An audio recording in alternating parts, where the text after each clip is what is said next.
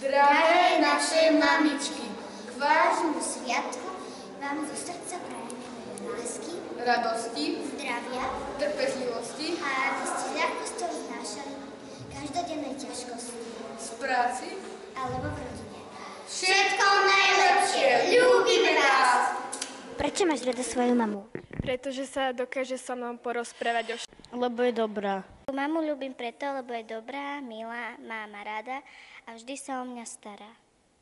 Preto, lebo nechcem ju opustiť a mám ju rád a robí mi všetko, čo chcem niekedy. Lebo nás ľúbi. Lebo sa mňa stará, varí mi jedlo, kúpuje mi veci do školy, na oblečenie a môžem kde bývať. Pretože ma mnoho vecí naučila, pekne sa o mňa stará, dá sa s ňou dobre porozprávať. Pretože sa o mňa stará a mama veľmi rada a pomáha mi vždycky pri úlohách. Prečo máš rada svoju mamu? Pretože je veľmi úprimná a dobre varí a nie len to, ale mi pomáha psychicky, či už do školy alebo tak. A je to veľmi úprimný človek, ktorého mám naozaj veľmi rada a môžem sa jej zdôveriť so všetkým. Lebo sa o mňa stará. Lebo mama rada vychováva ma, stará sa o mňa. Mama preto, lebo sa stará a je na mňa veľmi milá. Čo by si jej popriala ku Dňu matiek?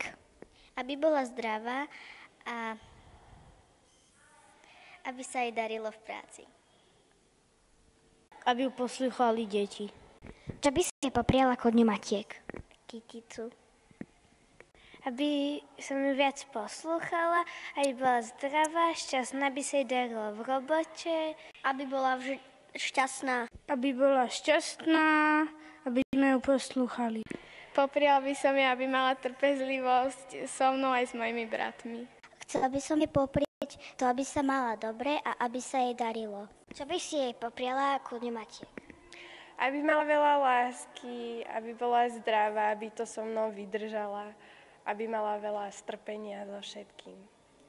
Aby bola zdravá, šťastná a aby ju Pán Boh ochraňoval. Všetko najlepšie, aby bola zdravá, šťastná a aby ju žiaci poslúchali. A nech ju Pán Boh požehnáva.